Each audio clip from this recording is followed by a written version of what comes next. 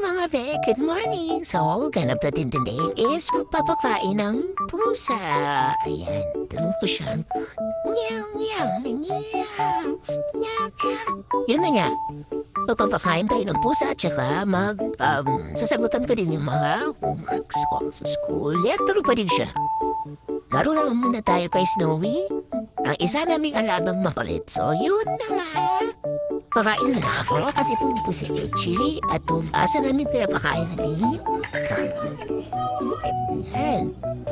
Tayo to, baby siya. There we go. Yan, kising na siya. Meow, meow, meow, meow. Hi, Puchi. Ang ganda ng prepare mo na ako ng foods. Yan, yan ang pumuna ulam natin ngayon. Kain na ako. At, kinain din niya yung sobra kong ulam. Favorite po pala ni Puchi is yung sardinas po. Ayaw niya po kumain ng ibang ulam. Sardinas lang mo talaga yung mahilig yung ayun na nga, di ko na malayan habang nag-voice over ako is si Puchi. Tumapas po ng bahay na talagang napapakulit na pusa. At dyan, makikita niya sa video na talagang tahang si Puchi. Gusto na talaga niyang kumain. Yan. Yan. Okay, kain ka lang ha, my baby. Hi, Snowy! Tapos na po siya kumain si Snowy. Pinakain na po siya ng mga nataban. Gusto pa din siya kumain kaya binigay ko na ng lahat ng ulam.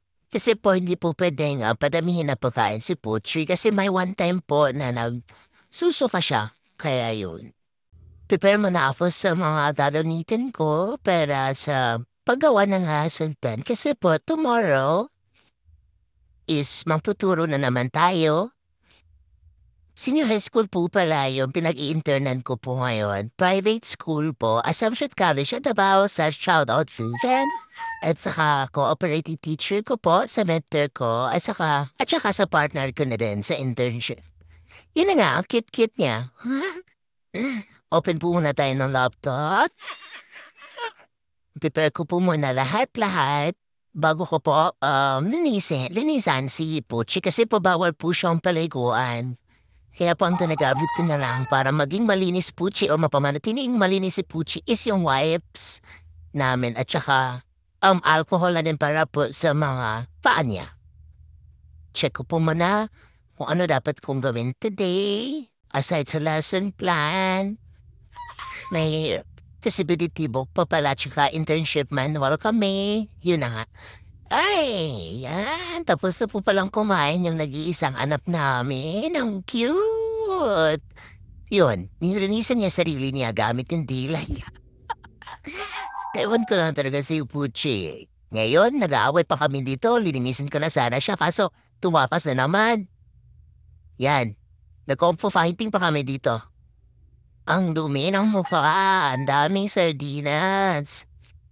Minsan bungo na siya. Tinkita niya naman po sa noon na may sardinas talaga.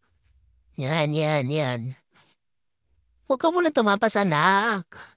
Patapusin mo muna si mami na maglinis sa mukha mo, sa katawan mo.